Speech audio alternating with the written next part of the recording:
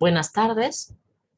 Vamos a iniciar la sesión dedicada al pensamiento de Ferrara. Bueno, exactamente vamos a trabajar la idea de validez ejemplar a partir del texto de Ferrara y guiados por la exposición de Adrián Rivera.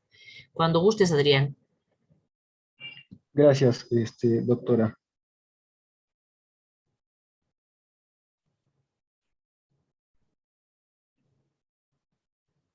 Si me pueden avisar si se ve la... ¿Sí se ve? Se ve perfecto.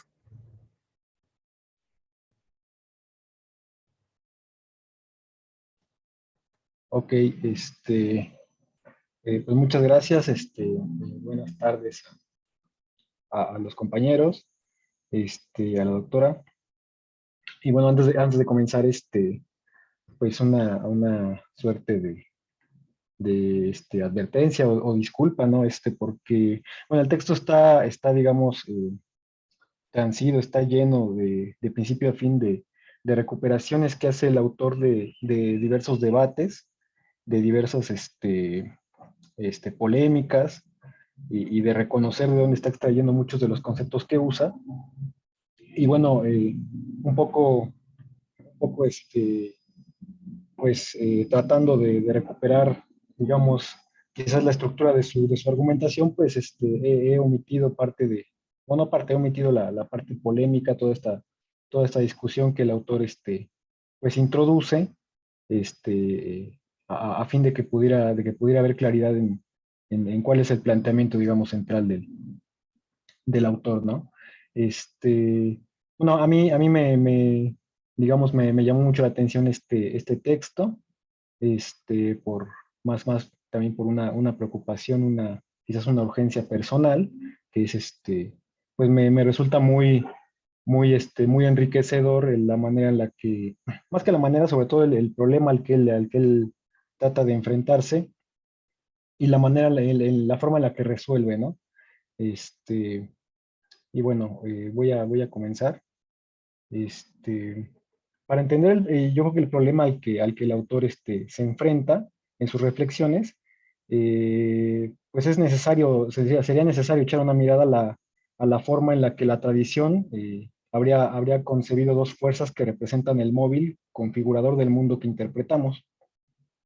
Por un lado estaría, por así decirlo, la fuerza de las cosas existentes, la fuerza de lo que existe, como él lo va a nombrar.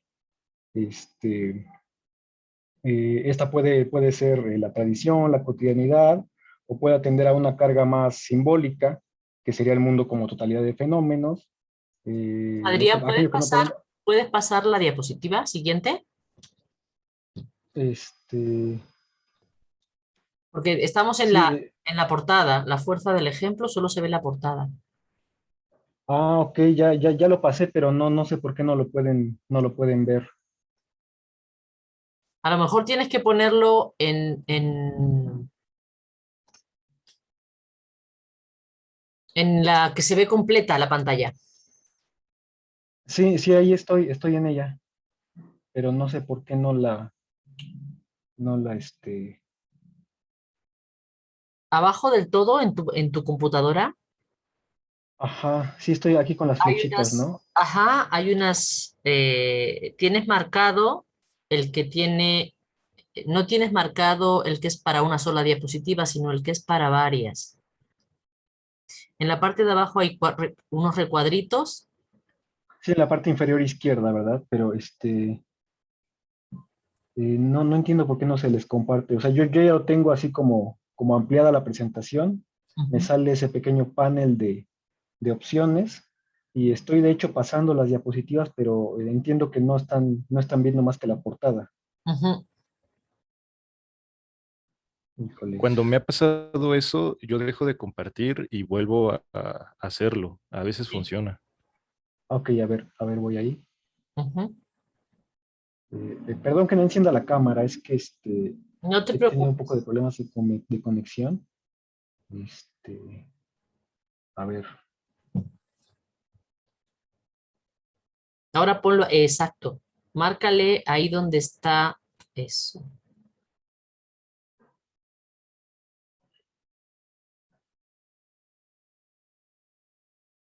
¿Ya pasó de la portada?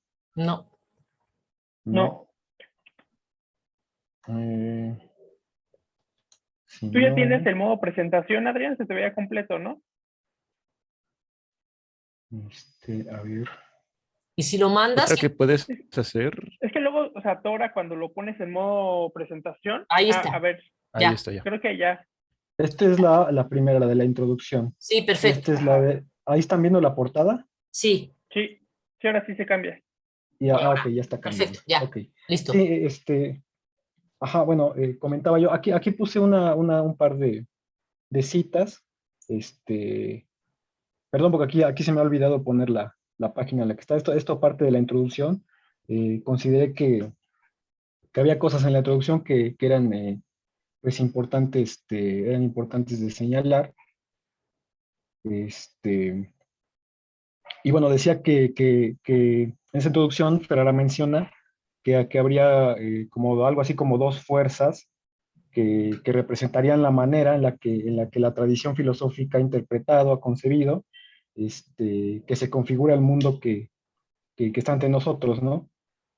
Por un lado, la fuerza de las cosas, que él también llega a mencionar como la fuerza de lo que existe, y que esto podría ser la tradición, la cotidianidad, o podría tender a una carga un tanto más simbólica, este, como el mundo, como totalidad de fenómenos, aquello que no podemos controlar, él ejemplifica como el curso de la historia o algunas cuestiones de la política económica global. Aquí entiendo que esta diferenciación podría ser entre el mundo común, como esta parte, ¿no? La primera de la cotidianidad, y por otra parte el mundo como un macrocosmos. Y la otra fuerza, que estaría caracterizada por las ideas, y esto sería como el mundo, como teóricamente debería ser, y aquí, bueno, abro una cita, la capacidad de confrontar la realidad con la normatividad de lo que debería ser. En este sentido tendríamos la fuerza de lo que es y la fuerza de lo que, de lo que debería ser. Tendencialmente habría una tercera fuerza que configuraría también la manera en la que interpretamos al mundo, configuraría también al mundo, que sería la fuerza del ejemplo, la fuerza de lo que es como debería ser, la fuerza de lo que es como debería ser, este, y lo que caracterizaría a esta fuerza es su congruencia consigo misma, que ejercería una atracción sobre los sujetos individuales o colectivos de los más variados sectores y en los más variados ámbitos. Tal fuerza en principio reconciliaría la duplicidad caracterizada por la tradición de las dos fuerzas anteriores. Para ilustrar esto, y aquí el ejemplo es propio, este, pienso, por ejemplo, en la caída del muro la caída del muro de Berlín, que supuso la dispersión a niveles de análisis social de diversos sujetos colectivos que suplantaron el concepto de clase social, el cual homologaba los distintos programas y las distintas aspiraciones sociales bajo la promesa utópica de una sociedad nueva, históricamente necesaria, y tras la cual la sociedad estaría en posibilidad de concebir una nueva subjetividad. Ciertamente se trata de una concepción universal fundamentalista. Sin embargo, este esquema no reconoció el desarrollo histórico del capitalismo como asimétrico de acuerdo a la región del planeta de que se tratara. Mucho menos consideró la simetría de la clase social o el proletariado cuando lo hubo en distintos lugares. Por otra parte, los movimientos actuales, resultantes del proceso del derrumbe de los grandes relatos, contribuyen a reproducir y retroalimentar el panorama de fragmentación, no solo social en términos de identidades colectivas, sino también de fragmentación en las militancias de los diversos agentes del cambio político, muchos de los cuales incluso se nos aparecen con programas ya no alternativos, sino hasta contrarios unos a otros, lo que nos lleva a la pregunta de si estos movimientos suponen una respuesta, una lucha contra la política neoliberal actual, o por el contrario la retroalimentan reproduciéndola. Bueno, hay que hacer notar también la cuestión de la ejemplaridad está inspirada en la noción kantiana de juicio reflexionante. Ferrara va a introducirle algunas modificaciones, y aquí, bueno, la pequeña cita que pongo aquí es la manera en la que Ferrara caracteriza un poco lo que está entendiendo por juicio reflexionante a partir de Kant.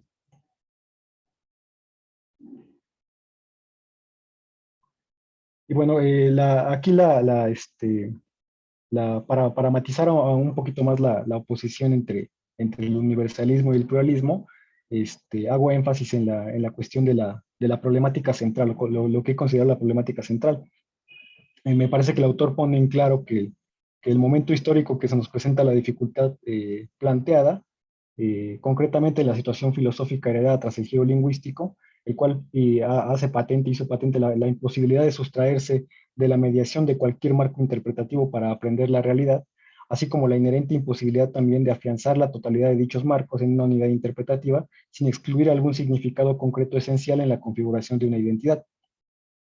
La labor consistiría entonces en extraer, y aquí abro una cita, extraer de la ejemplaridad de la obra de arte o de la vida bien vivida una noción de universalismo que no presuponga principios antecedentes, pero que tampoco se preste a una reducción a la reflexión de preferencias localmente compartidas e incuestionadas.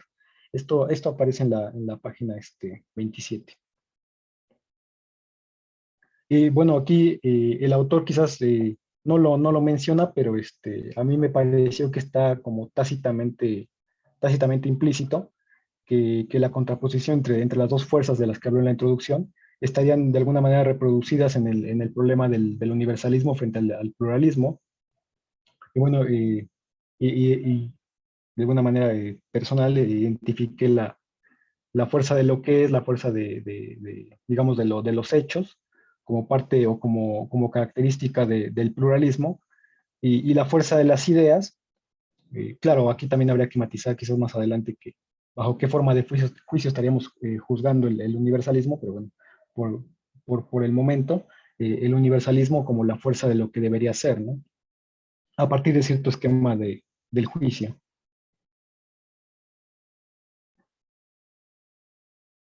Y bueno, aquí Ferrara también hace la distinción entre un juicio determinante y trata de matizar un poco pues, en qué sentido, ¿no? ¿Qué constituye un juicio determinante?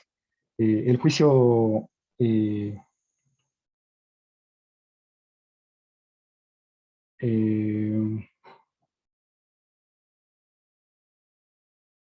perdón,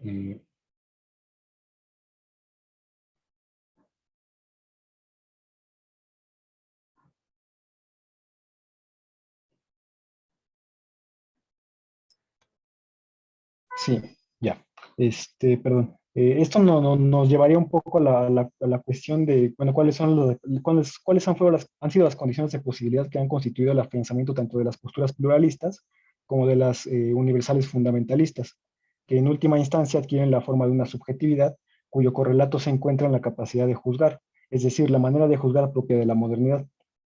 En otras palabras, se parte de una a priori aplicable a determinada situación concreta, extrayendo de ahí una objetividad entrecomillada, independientemente de la perspectiva, la identidad o la afectividad del sujeto espectador. En esta parte, trato de identificar este modelo como parte del juicio determinante o juicio determinativo, primero como un modelo de juicio que está establecido por la modernidad. Esto quizá pudiera arrastrarse a partir de que es un juicio pues inaugurado quizás por Descartes, quizás tendría algunos antecedentes previos, y que pues estaría subyaciendo, ¿no? A toda en principio a toda la modernidad, pero también a diversos aspectos, entre ellos la política, desde luego la filosofía, y que sería bueno, aquí lo consideré como una forma genuina de la lógica medios fines, ¿no? O sea, la lógica medios fines entrañaría en su estructura, pues el juicio determinante, y su validez estaría, digamos, establecida a partir de, de, primero de principios universales, esquemas a priori, aplicables a casos concretos, de los cuales se estaría deduciendo determinado conocimiento válido.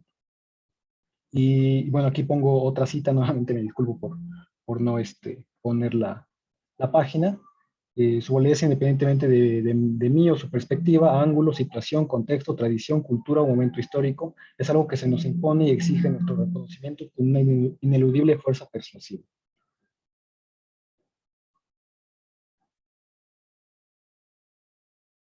Contrariamente al juicio determinante, el juicio reflexionante arrancaría de lo particular y buscaría a partir de ello lo universal.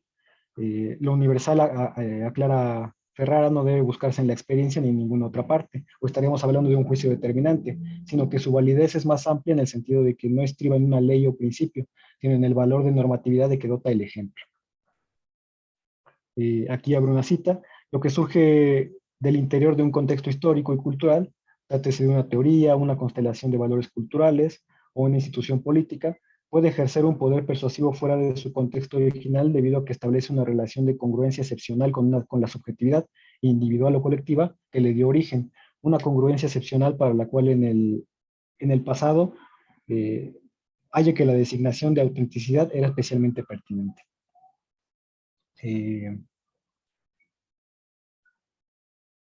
Aquí, bueno, a caracterizar desde luego la ejemplaridad a partir de algo en lo que todos estaríamos de acuerdo, pues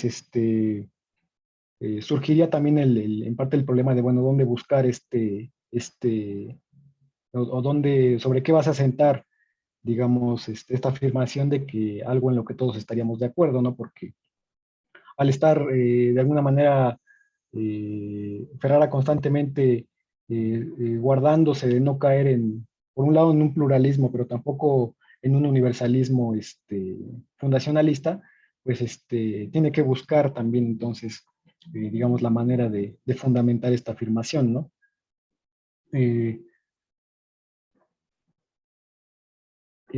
Para el autor, el problema de la no exclusión de significados particulares queda salvado al pasar del universalismo de principios o leyes fundacionalista al ejemplar, debido a que este último es autorreferente, inmanente al tema, próximo a la obra de arte, a la identidad humana, en la medida en que su fundamento se basa. Aquí hay un poco de ecos en el imperativo categórico, en aquello en lo que todos deberíamos estar de acuerdo, ¿no? Independientemente de la situación. Pero no sería claramente un imperativo categórico, porque entonces el juicio reflexionante entonces no cumpliría con la función de la que estamos hablando. Se trata más bien, o sea, el problema que tiene este tipo de validez, Adrián, consiste en cómo es que un ejemplo puede ser aceptado por todos, o cómo puede ser que en un ejemplo estaríamos de acuerdo todos. Por ejemplo, no sé, Aren habla de Jesús como un ejemplo de bondad, Jesucristo, ¿no? O yo qué sé, yo podría decir, en España se dice mucho, tienes más paciencia que el santo Job. Bueno, entonces esos ejemplos, o no sé, algún ejemplo acá, no sé, piensen en alguno de esos dichos y que, no sé, eres más, yo qué sé, eres más tranquilo que Sancho Panza. Todos esos ejemplos usados como eh, para hacer valer un juicio, ¿no? Si yo estoy diciendo de ti que eres más tranquilo que Sancho Panza y todos los que estamos aquí asentimos y decimos sí, sí, sí, para eso se requiere que en efecto Sancho Panza sea un ejemplo que nos sea relevante a todos. Entonces el problema con este tipo de validez ejemplar radica en escoger el ejemplo adecuado para que sea comprensible para todos. Entonces, ahí el asunto es quiénes somos todos, ¿no?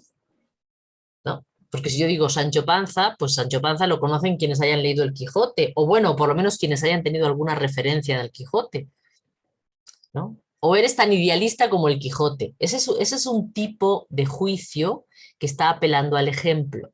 Pero claro, para que ese juicio sea, digamos, pertinente y nos ayude a determinar la validez, necesitamos que el ejemplo sea comprendido y aceptado por todos. Ese es el problema que tiene este tipo de validez, es ese. O sea, la validez ejemplar depende de que en efecto los ejemplos que escojamos sean ejemplos que nos hagan eco a todos y a todas y a todes.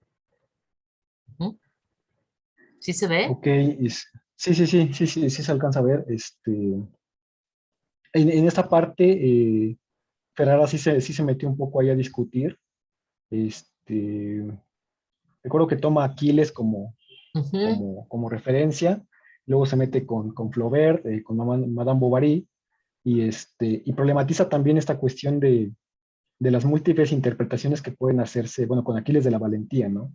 ¿Qué me asegura a mí que no se puede interpretar o que alguien pueda interpretar Aquiles no como una valentía, ¿no? Que alguien pueda decir, no, para mí el ejemplo de valentía es Ajax, por ejemplo, ¿no? Yo puedo ser Bueno, incluso también, más radical que eso, ¿no? Imagínate que en Extremadura escogen como ejemplo de valentía a Hernán Cortés o a Trujillo. Pues ustedes dirían, oigan, pues más bien de persona sangrienta, ¿no? ¿Sí se ve? Por sí, sí, eso el sí. tema de los ejemplos es un tema importante, porque ve lo que dices en la cita abajo. Extraer de la ejemplaridad de la obra de arte o de la vida bien vivida una noción de universalismo que no presuponga principios antecedentes, pero que tampoco se preste a una reducción a la reflexión de preferencias localmente compartidas e incuestionadas. Entonces, ahí está el asunto. O sea, el ejemplo, esa ejemplaridad, tiene que estar por encima de preferencias locales. Doctora, perdón, y justo ahí, perdón, y justo ahí es donde se juega la imparcialidad que discutíamos hace un momento, ¿cierto? O sea, esta Exactamente. idea de, sí, o sea, de ponernos en el lugar del otro, y no solo del otro, sino incluso de los otros, y ya hablamos en términos de posiciones, Claro. y no solo Ahora, de sentires y demás.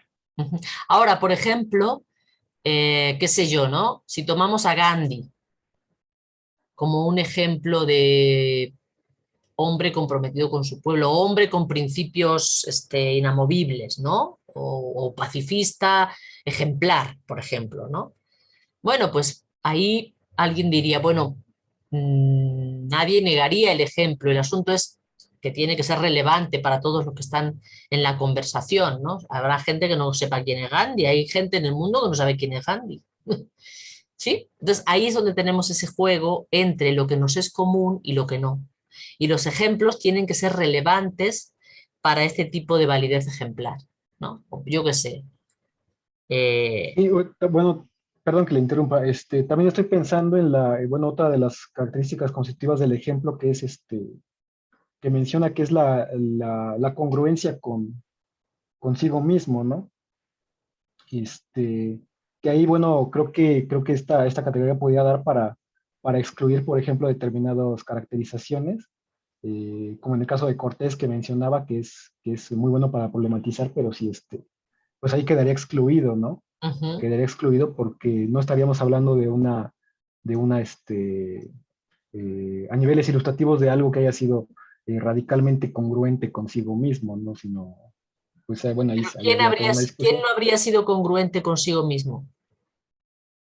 ¿Quién? Eh, No entiendo por qué aparece ahí la noción de congruencia consigo mismo. ajá, bueno, ajá, ahí la introduce Ferrara, un poco para determinar qué podría constituir un ejemplo. Ujú. Un ejemplo, cuando habla, por ejemplo, de una vida bien vivida, pues creo que se refiere, o al menos así me pareció, que se refiere a, a la congruencia, cuando habla de que es autorreferente, a la congruencia consigo mismo, en términos pues de su propia identidad, eh, en este caso desde luego, desde una vida bien vivida, no podríamos hablar por ejemplo, de que Eichmann tenga una validez ejemplar, este, Pero y fíjate, que en no, ese, pero creo que ahí estamos entendiendo mal, Adrián. Mira, ajá, Eichmann es exactamente, ahí hay una validez ejemplar negativa. ok, Esto lo Es que cuenta, por más ejemplo. bien, perdón, tendría que ver como con la autenticidad, ¿no? O sea, ajá, más que congruencia es autenticidad, y autenticidad es cuando algo es como digno representante de sí mismo, o Exacto. cuando el concepto es como digno representante de sí mismo, ¿no? Entonces, cuando algo tiene validez ejemplar, según entiendo, es cuando algo representa auténticamente, por ejemplo, el mal banal, es congruente con, ¿cómo se dice? Sí, o sea, las acciones de Eichmann auténticamente ejemplifican la banalidad del mal, ¿no? Y entonces, en ese sentido, hay una cierta congruencia entre lo que entendemos por banalidad del mal y las acciones. Pero tendría más que, o sea, digamos, el término que creo que utilizaría Ferrara para referirse a eso es el de autenticidad, más que congruencia. O sea, podría utilizarse congruencia, pero solo si lo entendemos como de esta manera, ¿no? De ser digno representante de lo que se está como sí, nombrando o ejemplificando. Creo que, bueno, así lo entiendo yo. Claro, entonces, claro, por ejemplo, Mandela sería digno representante de, no sé, un hombre que buscó no sé, la hermandad o ¿no? La articulación ¿no? de la nación y qué sé yo, ¿no? O Gandhi, un digno representante por su conducta en la búsqueda de la paz, ¿no? De un pacifista o así, ¿no? Sí, en ese sentido. Ok. Entonces, ahí hay Sí, un sí, problema. sí. De todas formas, hay un problema. O sea, no es evidente. Se escoge un ejemplo y, en efecto, el ejemplo tiene que ser relevante para todos los que están, digamos, en el contexto de ese juicio. Si estamos haciendo un juicio reflexionante sobre lo que tú quieras, ¿no? Sobre un político, sobre una acción política, sobre... Si estamos haciendo ese juicio y nos servimos de un ejemplo, ese ejemplo tiene que de verdad tener eco en los que están compartiendo el juicio. Porque Sí, sí, sí, sí, perdón, sí, sí, adelante. no, está bien, Ajá, porque si no, no tiene eco, pues, si no, no sirve como herramienta para establecer la validez. A ver, ¿qué es esto de la validez ejemplar? Si yo hablo de la validez empírica de un juicio, yo tengo que tener elementos para determinar la validez empírica, ¿vale? Yo tengo que observar los hechos. Entonces, cuando yo digo este juicio es empíricamente válido, lo que estoy diciendo es que observo un hecho que lo confirma. Entonces, tengo la observación como criterio para determinar la validez empírica del juicio. Si yo quiero hablar de la validez ejemplar de un juicio, ¿qué tengo que hacer? Tomar un ejemplo. Pero entonces, ahí el asunto es que eso de tomar un ejemplo tiene que ser, o sea, tiene como problema ahí, tiene ahí como, y la propia Arendt lo dice, que hay que escoger bien el ejemplo, porque si no, no sirve.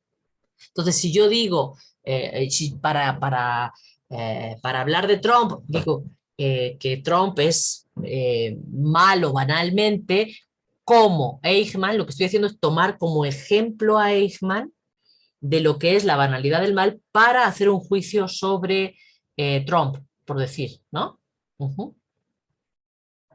sí, sí, sí. Sí, Eso es. esa parte creo que este, sí la deja obviada Ferrara, Ujú, este, porque no habla de esta parte, o sea, sí dice, o sea, él lo va a resolver con el sensus communis, ujú. pero nunca va a decir cómo salva esta parte de, por ejemplo, un ejemplo que nadie conozca, o que en una comunidad no sea conocido, como lo que mencionaba de Cortés, ¿no? Si voy y menciono a Cortés, no sé, se me ocurre en Camboya, pues a lo mejor no lo conocen. Entonces, y ahí cómo se juega la interpretación, si esa parte la deja un poco obviada, eso es parte del Tendrías que capítulo buscar, en 2. Camboya tendrías que buscar un ejemplo alternativo.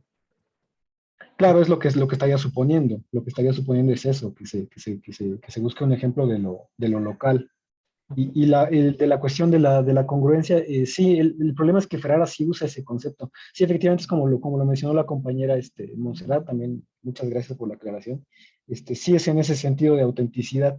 Aquí el problema es que Ferrara sí usa la cuestión de congruencia. Eh, y bueno, la cuestión del juicio reflexionante, él va a partir aquí de que su validez estaría fundada en la noción del sensus communis, Ujú. este, eh, en tanto que sería una facultad del ser humano de pensarse como finito. Aquí me parece que Ferrara está un poco intentando por un lado no caer en un naturalismo de decir es una facultad como tal, aunque estaría contenida en una de ellas, pero no es una facultad como tal, para no caer en naturalismo. Y por otra parte, creo que tampoco quiere caer en un contractualismo. Entonces, me parece que la solución que le va a dar es una salida ontológica. Eh, él distingue que el juicio determinativo funda su validez a través de esquemas conceptuales, de modo digamos que clarifican o que nombran, ¿no? Que crean conceptos y que son aplicables a casos particulares. Y esto lo concibe como una operación cerrada en la que se construye determinado conocimiento. No se aplica, si este concepto aplica para este caso, se construye de manera determinativa, y eso, digamos, lo menciona él, digamos, lo constituye como una operación cerrada, ¿no? Un juicio cerrado. El juicio reflexionante no podría basarse en dichos esquemas a priori, ni como tal conceptualizar, ni conceptualizar un ejemplo, en el sentido de que un ejemplo no sería un caso que se aplique de manera literal a otro. O sea, no sería como busco el ejemplo de algo y esto aplica literalmente para lo que está pasando ahora. Ujú. Como por ejemplo en el ejemplo que estaba poniendo antes, Monse decía, bueno, esto es un objeto cuadrado, ¿no? Bueno, entonces yo tengo el esquema, digamos, o tengo el concepto de cuadrado y lo aplico a un objeto particular y aplica de manera literal, ¿no? Esto es cuadrado o es rectangular o es un rombo, ¿no? Y aplica de manera literal. En cambio, si yo digo que Trump es como Eichmann, pues no aplica de manera literal. Estoy usando un ejemplo como para ilustrar algo que quiero hacer valer, que es mi juicio acerca de la banalidad del mal en la que caen las acciones de Trump, por decir, ¿no? Ujú. Es eso lo que estás Sí. como diciendo. Ujú. Sí, es un poco en ese sentido. Y bueno, pero entonces obviamente lo que queda ahí, bueno, ¿cuál es la condición de posibilidad de un común acuerdo no fundado en una a priori universal? Exacto. Y la respuesta estaría para el autor, bueno, para Ferrara, contenía la noción de sensus communis, en tanto característica del ser humano de pensarse como finito y de abonar en su vida en el sentido de esta autenticidad que mencionaba la compañera. Aquí sí había como un poco de ecos heideggerianos por esa noción primero de pensarse como finitos, y en segundo de esta noción de retroalimentar la vida, ¿no? Eh, este, que estaría un poco enmarcada en el sentimiento de desarrollo y enriquecimiento de la evolución de la propia identidad, y en última instancia de la edificación del mundo a través de esto. Ujú. El sensus communis nos recordaría un poco al Seinsurtot heideggeriano, en tanto estructura propia de la existencia, que sería algo que compartimos todos, pero que no cae en un contractualismo, y que tampoco caería en un naturalismo es una facultad nada más, ¿no? Y el juicio sería la facultad, entonces sí que albergaría esta posibilidad de darse, la posibilidad de darse de este sensus communis, en tanto que es la facultad de juzgar la que nos dota de la posibilidad de constituir aquello en lo que deberíamos estar de acuerdo. Esta facultad deberá tener una estructura análoga a la de la ejemplaridad, es decir, no podrá caer en un fundamentalismo universal, pero tampoco en un pluralismo. En otras palabras, no debe estar fundamentado en principios categóricos establecidos a priori, pues en ellos se fundamenta el universalismo, pero tampoco puede estar anclado al mero gusto o placer, en tantos sentimientos particulares de los que no puede decirse que sea posible que todos compartan en común acuerdo.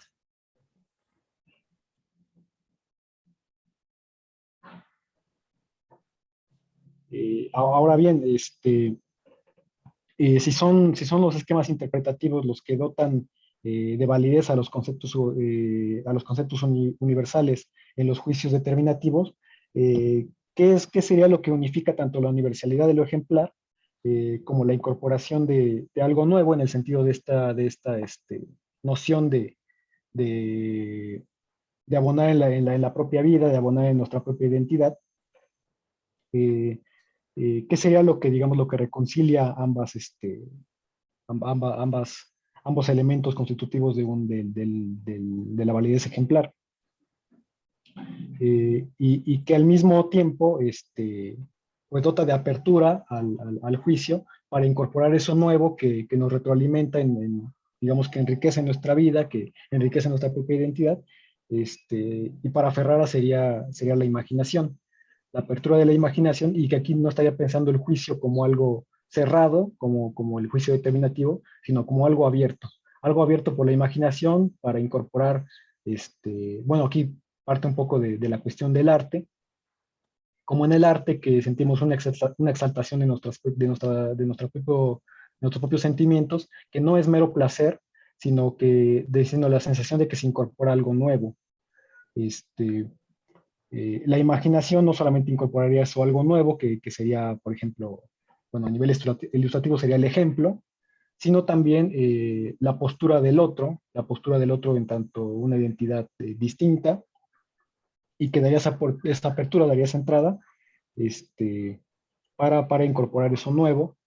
Y bueno, aquí sí está, creo que oscilando entre, esa parte sí me costó un poco entenderla, oscilando entre los juicios sobre lo bello, que me parece que ahí es una equivocación mía, que serían sobre lo sublime, que producirían placer, bueno, los juicios sobre lo sublime serían los que producen placer, y lo bello sería una exaltación del yo, y estaría oscilando él entre los juicios sobre lo bello y los juicios cognitivos, que remiten a un esquema a priori.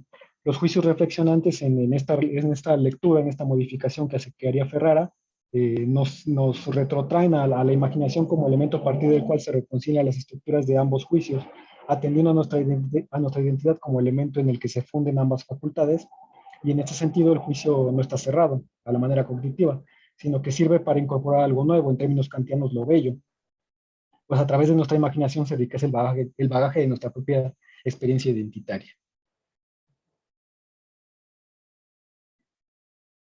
Y bueno,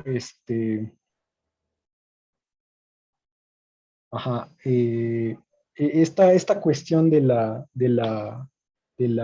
imaginación es lo que Ferrara va a denominar un poco la, la mente enriquecida, que sería justamente esta parte, ¿no? De la posibilidad de no simplemente ceñirse a la cuestión del juicio determinativo, sino porque él también habla de desarrollo y de evolución de la identidad y de las culturas, y que esto sería posible a través de la incorporación de la imaginación en la facultad de juzgar, concretamente desde luego en el juicio reflexionante. Eh, y, y aquí, ¿qué más? Bueno, aquí al final la incorporación de perspectivas de los otros con los que conformamos el pluralismo. Y bueno, ya en la parte última, en el tercer capítulo es todo un recorrido por la obra de Rawls. Él va a debatir, bueno, dice, si tenemos por una parte un juicio que está fundado en la validez ejemplar, que no es un juicio cerrado, porque incorpora la imaginación y la posibilidad de incorporar no solamente lo bello, sino las perspectivas y las experiencias identitarias de los otros. Y que esto es abierto, es posibilitado en parte por el ejemplo, porque al no estar, digamos, al no tratarse de un universal a priori, el ejemplo lo que nos muestra es justamente hay este concepto heideggeriano que usó la compañera Monserrat, la autenticidad.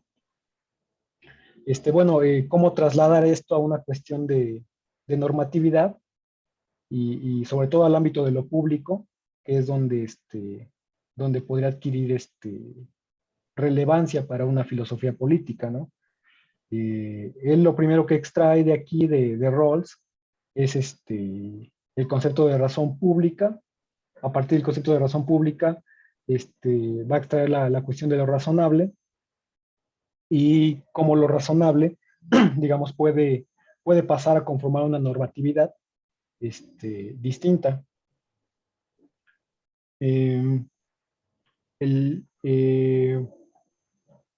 Digamos, el problema aquí, porque bueno, a mí me resulta un poco complejo y complicado seguirle el paso a Ferrara en la discusión con Rawls, pero bueno, entendí que el problema es encontrar un agente a partir del cual desprender la noción de lo razonable y en consecuencia de lo normativo, en un contexto de pluralidades en conflicto. Ferrara menciona que el concepto de razón pública es muy débil a la hora de definir aquel fondo común, es aquello sobre el cual todos estaríamos de acuerdo. Digamos, la razón pública es difícil definir qué es eso que compartimos en común, y es difícil porque él se está guardando de no caer en principios a priori que fundamenten la normatividad. Principios determinantes, vaya. Y por otra parte, lo razonable le parece problemático, y en su recorrido lo menciona porque parece, o al menos a él le conduce, a suponer la presencia de un tercero cuyo criterio defina el argumento más razonable. Entonces, ahí es un poco lo que está en juego en el capítulo 3. Y desde luego esto lleva a decir, bueno, entonces, ¿en qué vamos a fundar la normatividad? En primer lugar, no puede ser un esquema a priori, o bueno, si es difusa la manera de aquello en lo que todos estamos de acuerdo sin caer en una conceptualización o una esquematización de alguna a priori, con lo cual estaríamos reproduciendo el modelo del juicio determinativo. Si tampoco podemos recurrir, digamos, a un tercero que de alguna manera legisle, o en el cual hallemos el criterio para decir cuál es el argumento más razonable de dos elementos, dos personas o dos pluralidades en conflicto, pues entonces es problemático cómo vamos a extraer la normatividad a partir de estos, a partir del esquema de Rawls. A Ferrara lo que le parece, bueno, no es que deseche los conceptos, le parecen muy útiles, pero reconoce estas pues estas debilidades, ¿no?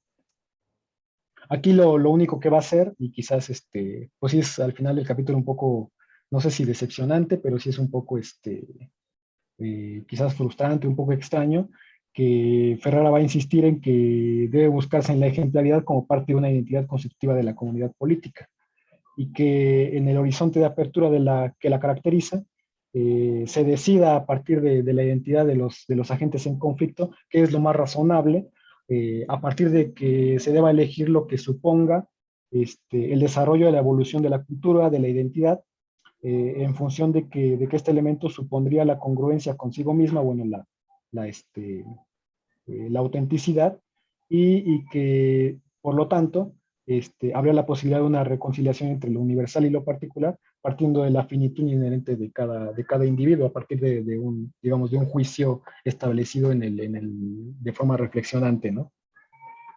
Entonces es un poco, grosso modo, la argumentación del texto. Sí me disculpo un poco quizás por lo escueto de la exposición, y por algunas cosas que desde luego no me quedaron muy claras. También era un poco para pues quizás más que para que pueda yo responder alguna pregunta, sí para enriquecerme quizás de los comentarios que me puedan realizar, un poco de cara al trabajo que quiero hacer a partir de esto. Ajá. Yo tengo una primera pregunta así muy básica. ¿Por qué te interesaba a ti trabajar a Ferrara y por qué te interesaba trabajar la fuerza del ejemplo? Bueno, ahí me interesó la cuestión de Ferrara sobre todo más que por la cuestión del juicio reflexionante, por por el problema que él intenta resolver acerca de la oposición entre universalismo y pluralismo. Ok, entonces a ti Es te que interesa específicamente por tu tesis o por lo que sea, esta oposición entre universalismo y pluralismo, o si queremos decir entre universalismo y relativismo. Bueno, ok, universalismo y pluralismo, así es como lo pone él, en esos términos lo pone él. Y entonces tú dices, bueno, en efecto, a mí me parece que las posiciones universalistas, digamos, en teoría de la justicia o en teorías relacionadas con la política, no abonan o no explican los fenómenos políticos, y tampoco te convencen las posiciones, digamos, pluralistas, que consideran que pues no hay hechos sino interpretaciones y que por tanto tenemos que estar atentos a las diferentes concepciones, estar conscientes de que hay diferentes concepciones del bien y que son inconciliables o irreconciliables, inconmensurables, y entonces pues ahí tenemos un conflicto. Y entonces tú dices, bueno, parece que me encuentro con un filósofo que busca una mediación. ¿Esa es un poco la idea, Adrián? En parte sí, porque, bueno, a mí me parece un problema un poco de lo más, bueno, personalmente desde luego, de lo más urgente, Uh-huh. y creo que en función de ello iba un poco el ejemplo que puse de la caída de la Unión Soviética, sobre todo en términos de, pues, movimientos sociales, ¿no? Yo identifiqué mucho la condición universalista con lo que podía considerarse una vieja izquierda, una izquierda que algunos llamarían hoy trasnochada quizás, y por otra parte el pluralismo como fuertemente identificado con los nuevos movimientos sociales, ¿no? Que de repente, y bueno, críticas hay bastantes, y de repente le dicen, bueno, es que de repente como que no cambia nada, ¿no? Dicen de un lado, y los otros lados dicen, bueno, de repente como que ustedes no se fijan en las diferentes percepciones o las diferentes perspectivas que puede haber del problema de diversos problemas, ¿no? Y entonces un poco ese trueque, y lo que me pareció pues muy valioso personalmente del texto de Ferrara es justamente el intento de reconciliar estas dos perspectivas, ¿no? Ok, Estas dos perspectivas. ok. Ahora, mm, lo que él en efecto está buscando es mostrar que existe la posibilidad de establecer la validez de los juicios sin apelar a condiciones, a criterios establecidos a priori, universales y necesarios, y al mismo tiempo sin renunciar a la posibilidad de establecer criterio, algún tipo de criterio que permita determinar la validez. Y el criterio que propone es el de la ejemplaridad. Ahora, que ya hemos visto un poco en lo que tú has expuesto. Ahora, ese criterio depende de la noción de sensus communis, ¿vale? Y creo que ahí es donde está la clave, si, digamos, pensando en que tú quieres hacer un trabajo sobre esto que te sirva para tus propias reflexiones, ¿no? Entonces, la clave está en el concepto, en cómo él trabaja el concepto de sensus communis. ¿Por qué? Porque si te fijaste en el texto, creo que es en el capítulo 2, él habla de que hay diferentes maneras de entender el sensus communis. Una, digamos, la husserliana, si no recuerdo mal, fenomenológica, o sea, la idea de que El mundo de la vida de Lebensfeld. exactamente, de que el sensus communis es como el mundo de la vida, y por otro lado estaría como la gadameriana, como que el sensus communis sería como la fusión de horizontes, y por otro lado estaría como la kantiana, que estaría pensando el sensus communis como si fuera una capacidad natural. Fíjate, es muy interesante el concepto, la verdad es que es un concepto súper difícil y es muy importante también para nosotros en este seminario, porque si el sensus communis fueran un conjunto, o sea, esta cosa como del el mundo de la vida, ¿no? Como un conjunto de afirmaciones, contenidos, enunciados, que todos compartimos, entonces tenemos un problema, porque entonces estaríamos cayendo en una especie de comunitarismo, es decir, compartimos ciertas ideas, ciertos conceptos sobre lo bueno y lo malo, y esa es la base, ¿no?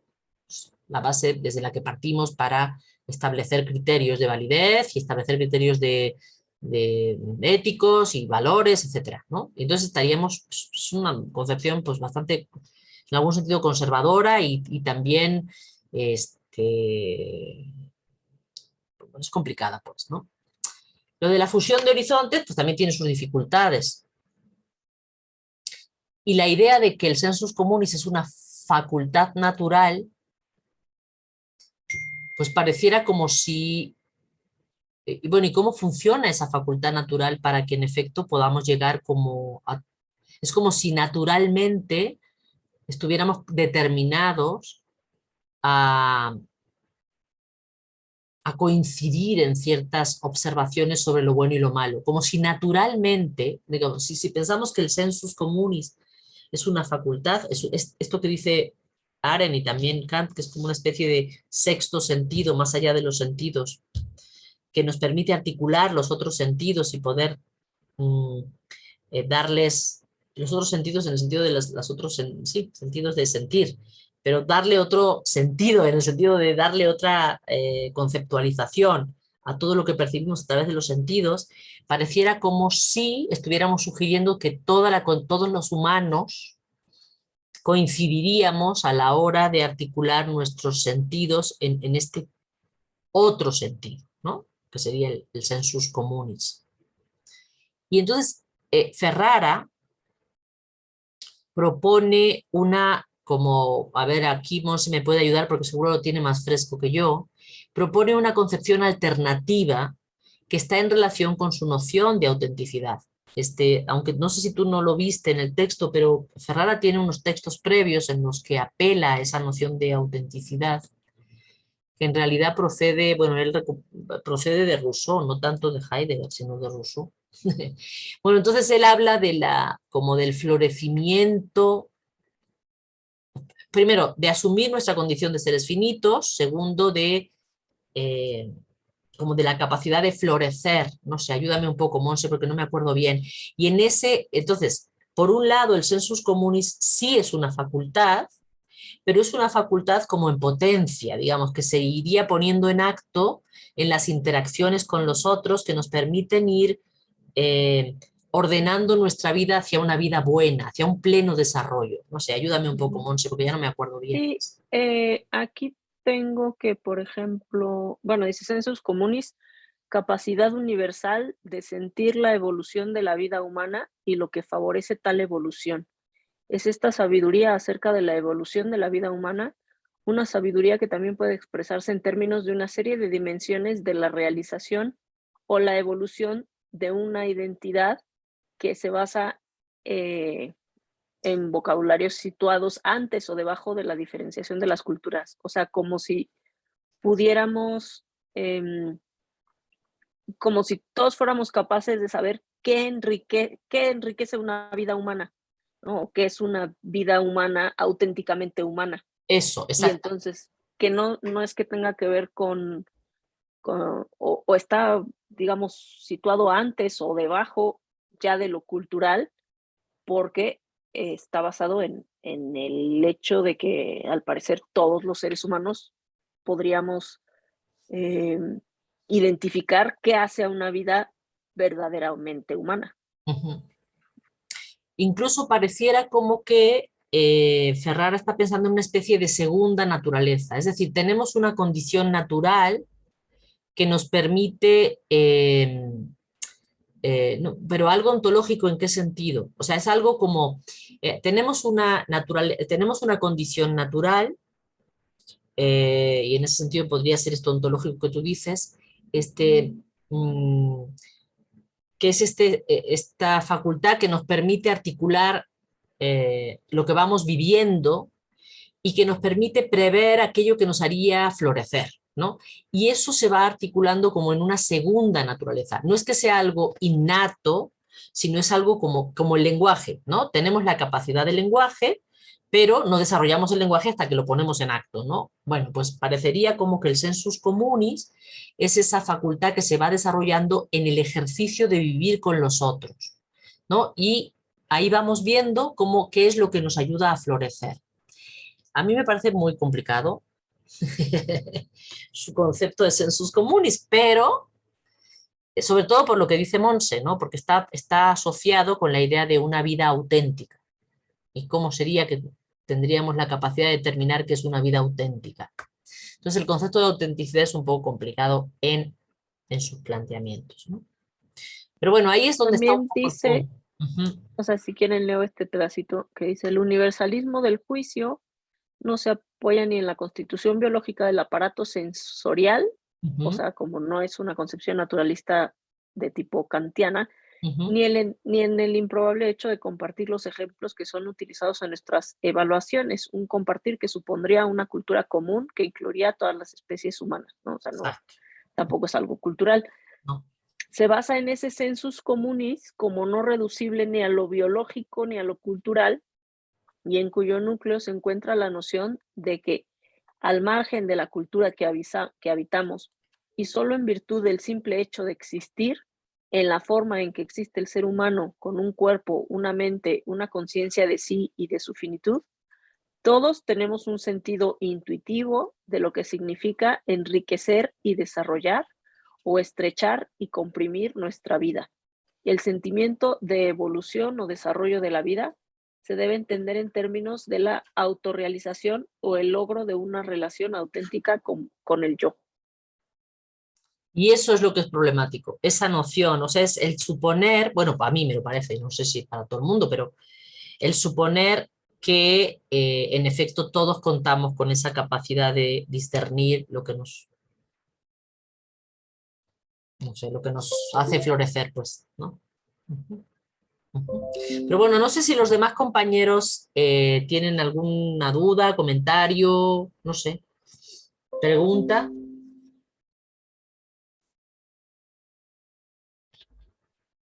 Yo sé que es un texto, bueno, supongo, no sé si lo pudieron leer.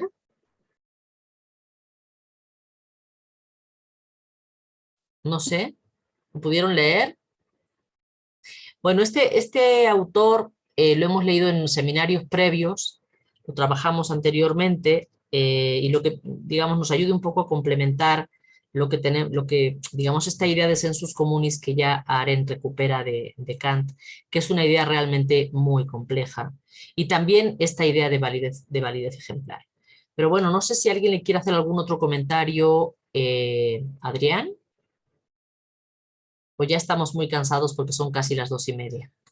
No, bueno, nada más que la cuestión es que, perdón, perdón por lo que voy a decir, no, pero sí me suena muy heideggeriana la cuestión esta de la autenticidad, o sea, se le pone un parche en ese sentido, de la existencia propia y la manera en la que lo va trabajando, creo que puede tomar dirección la cuestión esta de eso que compartimos, que desarrolla, que contribuye, que cultiva nuestra propia vida. Por otra parte, bueno, también, quizás ya bastante fuera de eso, a mí también me parece un texto muy interesante en el sentido de quizás hacerlo dialogar con otros autores. Pensaba, por ejemplo, cuando lo leía, pensaba en Hardy Negri, por ejemplo, que estarían un poco trabajando algo no cercano, pero sí más o menos análogo, y en cómo, y me parecería interesante cómo podrían ¿En qué dialogar ambas. sentido? ¿Dónde ves la analogía? Nosotros Este, trabajamos en cursos pasados a Harry Negri. Ahorita ya no está aquí, ya se salió Gustavo, que lo trabaja intensamente. Pero ¿en qué sentido tú ves ahí analogías entre cuál? ¿Entre la idea de multitud? ¿Entre la idea de qué bueno, concepto? perdón, perdón, entre un poco esta pretensión de Hardy Negri básicamente, bueno, la lectura que yo hice de Hardy Negri es pues enfrentarse a un problema más o menos análogo, ¿no? De buscar una categoría que ya no puede ser de alguna manera la de clase social, Mm. pero que busque de alguna manera reconciliar la cuestión del universalismo con la pluralidad de perspectivas. y quizás ahí establecer una especie de diálogo. Y por otra parte, también me surgió una pregunta, un poco más una pregunta hacia usted, respecto de la clase pasada, porque hablaba de la suspensión del juicio en Eichmann, o sea, de su facultad de juzgar en Eichmann, en el juicio de Eichmann, y, y de repente pensaba en, bueno, y si Eichmann no podía reconocer lo que estaba bien y lo que estaba mal, porque no podía, porque de Bueno, repente, porque eso sería considerarle un idiota moral, pero Eichmann no era un idiota moral. Es decir, lo que el presupuesto de todo del planteamiento de Eichmann es que toda persona humana tiene capacidad de juicio. Puedes, digamos, juzgar mal, pero tienes la capacidad de juzgar. O sea, tú puedes, cualquier sujeto, a menos que tenga una insuficiencia cognitiva, pues, ¿no? Pero, o que sea un bebé que todavía no ha desarrollado esa capacidad. Pero el presupuesto aquí es que todo sujeto, en las condiciones que sea, tiene la capacidad de juzgar y de decir esto está bien y esto está mal. Puede ser que a la hora de emitir ese juicio se, digamos, juzgue mal, porque no tenga suficiente perspectiva, porque, ¿no? Pero tiene la capacidad de juzgar. Justamente la banalidad consiste en no haberla ejercido. ok, sí, es que lo pensaba en términos de, sí, y ahorita, bueno, ahorita mencionó que en las condiciones que sean, ¿no? Porque sí lo pensaba en términos bueno, sí, pensar, por ejemplo, que la Shoah, que el Holocausto, pues se trataba de una situación límite. Algunos lo plantean como quizás lo último, quizás el límite hasta donde más daba el modelo de la modernidad, cuando hablan, por ejemplo, de que lo único que faltaba era industrializar la muerte, bueno, con el Holocausto se logró, y en ese sentido una situación límite, y que quizás el llevado al extremo, este modelo de juicio determinativo, como parte de una lógica medios fines, pues lleva justamente a la anulación completa de la distinción entre el bien y el mal. Por eso Arendt dice que el juicio moral y el juicio político no son juicios determinantes. Porque tú en matemáticas sí puedes decir, este es un, no sé, 2 más 2 son 4, o en geometría puedes decir, un cuadrado tiene 4 lados y no hay más. Pero cuando haces un juicio moral o cuando haces un juicio político, no cuentas con, es lo que estamos viendo todo el tiempo, no cuentas con conceptos que te permitan clasificar de manera determinante esto es bueno y esto es malo. Tienes que usar tu propia capacidad de juicio. ¿Cómo lo haces? Bueno, sirviéndote del sensus communis, sirviéndote de los ejemplos, ¿no? Dialogando contigo mismo, ¿no? En esa solitud de la que habla Arendt, ¿no? Cuando tú reflexionas y dices, yo veo que esto no está bien. Claro. Ya. Entonces, por eso, en el caso, en situaciones extremas como esas, no contamos con categorías que nos ayuden, sino que tenemos que juzgar por nosotros mismos. Entonces, lo que estaría diciendo, se puede discutir, ¿eh? Y era un poco, ya no está Fernanda porque me dijo que se tenía que retirar, era un poco lo que decía Fernanda la sesión pasada, que aquí estamos contando con que, en algún sentido, todo sujeto tiene, digamos, es transparente a sí mismo. Y yo no sé si se necesita esa transparencia de motivaciones, etcétera, pero lo que Arendt diría es, frente a una situación radical como la que se vive en muchos casos, o sea, yo me imagino ahora en Ucrania, ¿no? Que me ponen un arma y me dicen, tienes que, ¿no? Fusilar a esos señores porque no sé qué. Bueno, yo puedo decir sí o no. Alguien me dirá, pero es que si no lo haces te vamos a matar. Bueno, pero yo supe juzgar. Otra cosa es que me vi obligada a hacerlo. de acuerdo, pero yo pude juzgar, eso estaba mal hecho, lo tuve que hacer porque si no moría yo. O bueno, o yo me justifico a mí misma diciendo, lo tuve que hacer porque si no moría yo. Pero yo sé que estaba mal. Yo sé que matar está mal, punto. ¿Sí me explico? Sí, sí, sí. Y eso es lo que está diciendo Arendt con relación a la capacidad de ejercer la capacidad de juicio. Todos podemos, y todos frente a ciertas situaciones, tenemos que hacerlo. Y el problema es cuando miramos para otro lado. Eso es la banalidad del mal. Mirar para otro lado y decir, yo no juzgo. Eso. Eso es la banalidad del mal. Uh-huh. Pero bueno, ya son 2:33, si les parece lo vamos a dejar aquí por hoy. Por supuesto esto no se acaba, seguimos y podemos seguir retomando cosas. Entiendo que tú, Adrián, vas a presentar tu trabajo final sobre este texto. Sí, sí, bueno, espero que me salga y presentarlo. Bueno, muy bien.